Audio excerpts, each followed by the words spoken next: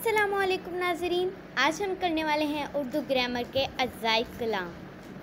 अज़ाई कलाम कितने होते हैं? अज़ाई कलाम होते हैं 4: हर्फ, लफ्ज़, जुमला, कलमा और मोहमिल।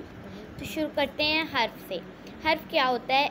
एक ज़बान के सूती जुज़ को हर्फ कहा जाता है। सूती जुज़ को हर्फ कहा जाता है। उर्दू कायदे के इब्तदाई हर्फ अलिफ तबर ये अलग अलग हर्फ कहलाते हैं और उन्हें हरूफ तहज्जी भी कहा जाता है। हरूफ तहज्जी जो हम अलिफ बे पढ़ते हैं उसमें अलिफ, बे, पे, ते ये सारे जो है ना जो है हर्फ कहलाते हैं और इन सब को मिलाकर अलिफ से बढ़िए तक हरूफ तहज्जी कहा जाता है। हरूफ तहज्जी की कुल तादाद 37 है। अब हर्फ तो हमने पढ़ लिया। अब हुरूफ क्या है? जबकि अज़ाई कलाम तो 4 हैं, हुरूफ क्या है? हुरूफ की यही बात है कि बस हुरूफ हर्फ की जमा है। मुख्तलिफ हर्फ को हुरूफ को आपस खाते जोड़ कर लफ्ज़ बनता है। मतलब लफ्ज़ को जोड़ के मतलब अगर हुरूफ को जोड़ा जाए तो लफ्ज़ बनता है। लफ्ज़ बनाने के लिए ये हुरूफ का वर्ड इस्तेमाल होता है।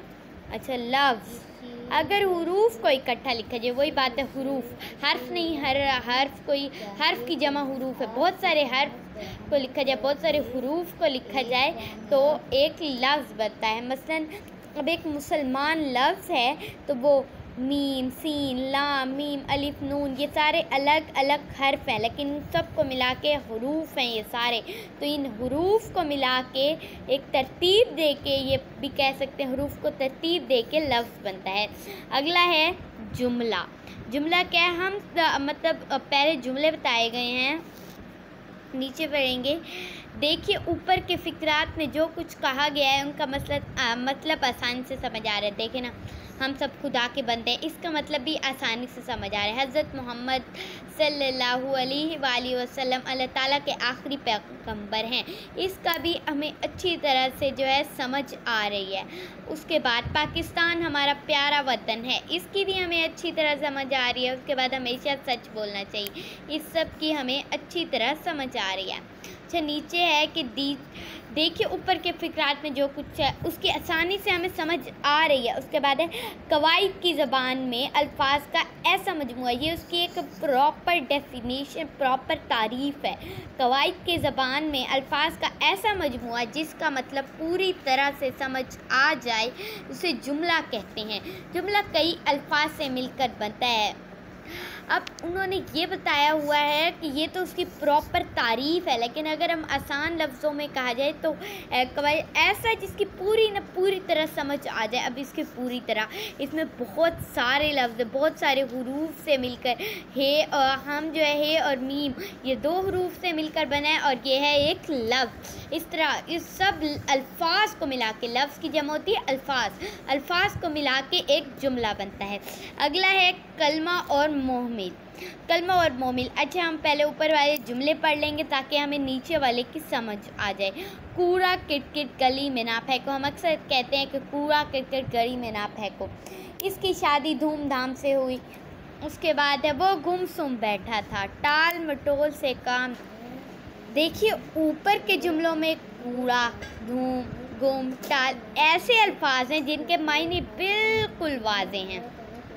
कूड़ा, गुम, धूम, टाल, लेकिन किरकिट, धाम, सुम, मटोल ऐसे अल्फाज हैं जो कोई मायने नहीं रखते। ग्रामर में पहली किस्म के हर लफ्ज़ को कलमा और दूसरी किस्म के हर लफ्ज़ को बस मायने के लिहाज से इन दोनों की इकसाम। अच्छा, कलमा वो लफ्ज़ जिसकी पूरी तरह समझ आ जाए वो कलमा कहलाता है, मसलन कूड़ा। अब यहाँ पे जो है आगे है मोहमिल, वो लफ्ज़ जिसके कुछ मायने ना हो, ये बिलअमूम कलमे के साथ इस्तेमाल होता हो।